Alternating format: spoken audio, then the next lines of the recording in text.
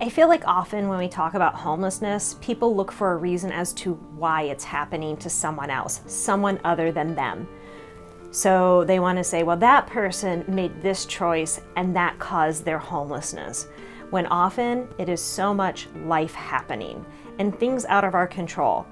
So many community members right now are struggling because of COVID-19, whether they've contracted it or their business has had to be closed due to it, or perhaps a family member has been ill with it. They might have lost a loved one, but that was something that's happening to them. That's life. And very often, life is what causes these issues. You know, frankly, I think when we see somebody who's homeless on the street, instead of questioning how they got there, we should imagine ourselves next to them. Only when we can see ourselves in their position do I believe that we can truly help address the issues of homelessness. I think sometimes when we talk about homelessness, we think of housing as the last piece. We want to solve all these other problems that we believe caused their homelessness, when the reality is it's really hard to get up and address those issues when you're getting up on a park bench, when you're not in clean clothing, when you're cold or constantly hot in the summer.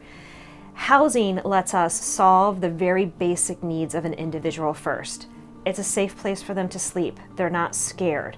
There's a place where they know they can leave their belongings that's safe and secure. There's a place that they know they can receive a message, a piece of mail. Simple things that we take for granted every day, but these are critical to staying on our feet and getting back on our feet. I think it's really hard to ask somebody, to overcome addiction or overcome an abusive relationship, but do that while you sleep on a park in fear. Do that while there's noises and shuffling around you. Do that while people are passing by and judging you. I don't see how we could ask anyone to do that without appropriate housing. So sometimes you might look at someone and say, they're homeless. That's their choices brought them there. It has nothing to do with me. But if you look at that individual and see them as an issue in our community, as a nuisance to your daily life, then let's help them. Let's help them get back on their feet. Oftentimes I hear people say, I don't want to pay for things that I'm not going to use. Well, if you don't drive a car, you still pay for the roads to be fixed.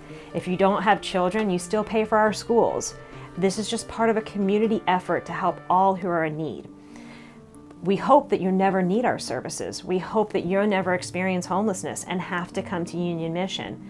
But if you or a loved one did find yourself in those hard times, trust me, I think you'll be very grateful for these services.